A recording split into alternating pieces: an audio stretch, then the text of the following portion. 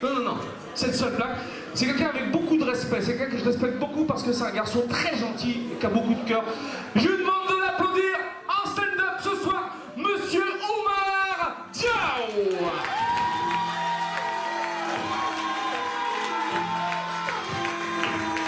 Oh, le réservoir, c'est comment?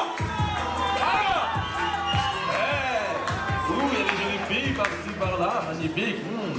Là-bas, éteins la lumière là-bas, dit régisseur, parce qu'il y a des gens que j'ai pas trop envie de voir.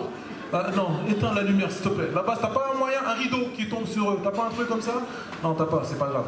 Bon, les amis, c'est la première fois que je suis en solo sur scène. C'est la toute première fois, donc j'ai un peu de trac, j'ai un peu stressé et tout ça. Et voilà, donc soyez indulgents, hein, c'est ma première fois, donc voilà. Ok, c'est bon? C'est cool. Bon, je vous raconte mon histoire, c'est tout simple. Vous savez, moi, j'habite dans le 94. Et pour venir ici à Paris, je suis obligé de prendre le RER A, Nation, tout le bordel. Et j'ai plus l'habitude de ça, là. Ah ah! Bah, je t'ai trouvé, enfin! Qu'est-ce que c'est que toi? Bah, qu'est-ce que tu fais là, hein? Mais c'est... Ah, t'es venu faire des blagues? T'es un comique? Non, mais... Tu fais des petites blagounettes? Attendez, désolé. Alors que moi, ça fait 2 heures que je te cherche, 2 heures! Mais attends, mais non, mais calme-toi, il y a des gens avec moi, mais... J'en ai rien à cirer qu'il y ait des gens. Il faut Pardon, comprendre, désolé. on a des choses à régler. Régler quoi? Tu veux parler de ça, plus? Non, Non, c'est important, vous allez comprendre. Non, attends, c'est bébé, important. calme-toi. Là, je suis en train de faire la première fois, c'est un stand-up que je fais.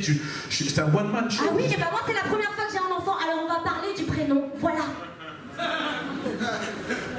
Allez. Donc là, devant les gens, tu veux parler du...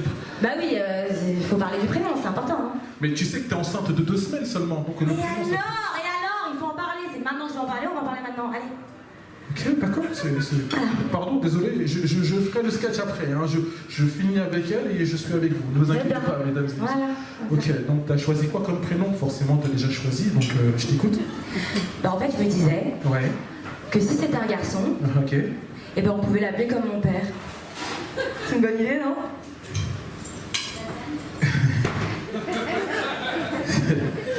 D'accord. Donc toi, Oui. tu veux qu'on appelle notre fils Oussama? Oui. D'accord.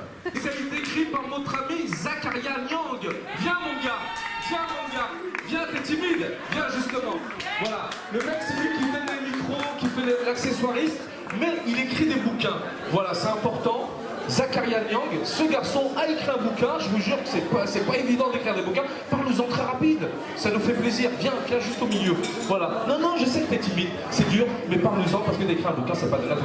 Non, mais je suis pas familiarisé tout ça.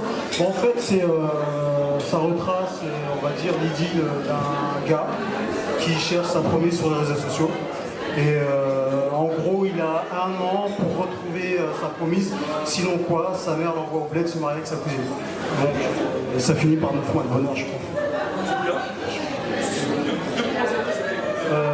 Il y a c'est le tome 2, donc c'est disponible, c'est sous les libraires et chez Amazon évidemment et Fnac.com. Ou sinon vous pouvez directement aller à la caisse et ils sont en vente. Voilà. Merci. Voilà, c'est magnifique. Eh ouais, quand un noir ou un arabe écrit un bouquin, faut le dire, n'est-ce pas? Ah oui, on écrit des bouquins, tu crois quoi, toi?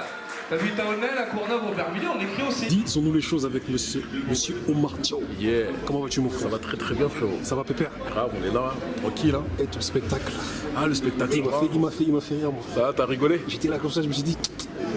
On dit c'est la première fois, je me suis dit bon, j'espère qu'il va pas comment dire, se prendre une paillette. Mais non, mais tu m'as surpris carrément. Ah bah c'est cool, ça fait plaisir. Quand j'ai vu la meuf au loin comme ça qui t'appelle, je me suis dit, C'est ça. déjà c'était la première surprise, ça. J'ai fait ça. C'est la mise en scène, tu vois. On essaie de surprendre les gens justement.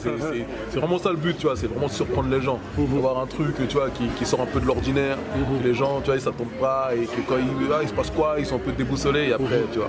Donc c'est cool, les gens ils ont bien adhéré en tout cas. Ça a bien réagi dans la salle. Et c'est cool quoi. Rappelle-nous un peu ton cursus, même si tu as vu, j'ai pas à te demander ça, mais si quand même il faut que je te demande, parce qu'il y a des gens qui connaissent pas forcément ton cursus. Forcément. Parce que tu as joué dans des films. Ouais, récemment, il y a comment dire, il y a toute une série de blagues là qui tournent un peu sur le net, ou avec toute une équipe, tout ça là. Exact. Tiens, moi, le cinéma, ça fait maintenant plus de 10 ans que j'ai commencé à faire. Ouais, 10 ans à peu près que j'ai commencé. J'ai tourné pas mal de films, etc.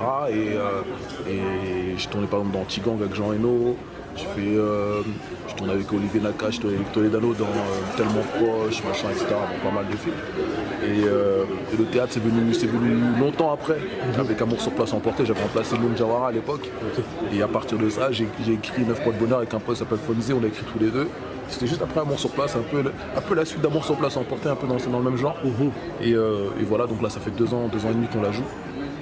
Et voilà, et après tu récupères, c'est un petit délire avec des potes, avec Aziz Aboudra, Malika Maraoui, Frédéric Boucolé et Bessa Mamadi. On a fait un petit délire comme ça entre nous, c'est un délire qui venait des États-Unis, on a repris ça juste pour le délire et ça fait un buzz extraordinaire. Ah oui, mon frère, c'est viral, frère. Toutes les vidéos, elles ont tourné de chez tourné. C'est ouf, là, regarde, là, on est au mois de mai, on a commencé ça au mois d'août, ça veut dire que le truc il dure, il tient, et on a créé un spectacle autour de ça. On a déjà fait 4 dates au Comedy Club, et là, il n'y a pas longtemps, on a fait une date à l'Apollo Théâtre.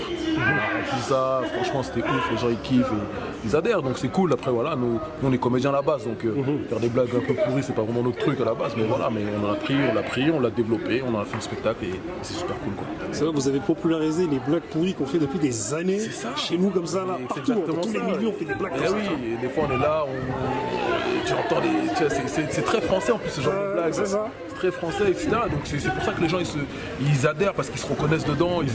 Tout le monde, ouais putain cette blague je l'ai déjà entendue, gamin, on l'a déjà, machin, tu vois. Donc et c'est pour ça que les gens ils kiffent quoi. Et c'est simple, et c'est pas vulgaire, machin, c'est bon enfant. Et tu vois les gamins ils suivent ça, ils découvrent aussi les blagues que voilà, parce que quand t'es gamin, c'est pas tout que tu comprends, parce qu'il y a des fois, il y a des, comment on dit ça, il y a des messages un peu cachés dans certaines blagues pour comprendre un peu le sens et tout. Donc ça leur permet de comprendre et d'aller vraiment plus profond de la blague pour comprendre la blague. Et ça c'est bien. Nous à Grigny on appelle ça des feintes. C'est-à-dire qu'en 92-93, il y avait une classe, maintenant carrément, celui qui sortait plus de 10 feintes, lorsqu'il sortait de la classe, Sérieux? il se faisait tabasser mon frère. Mais non. Ah, je te promets.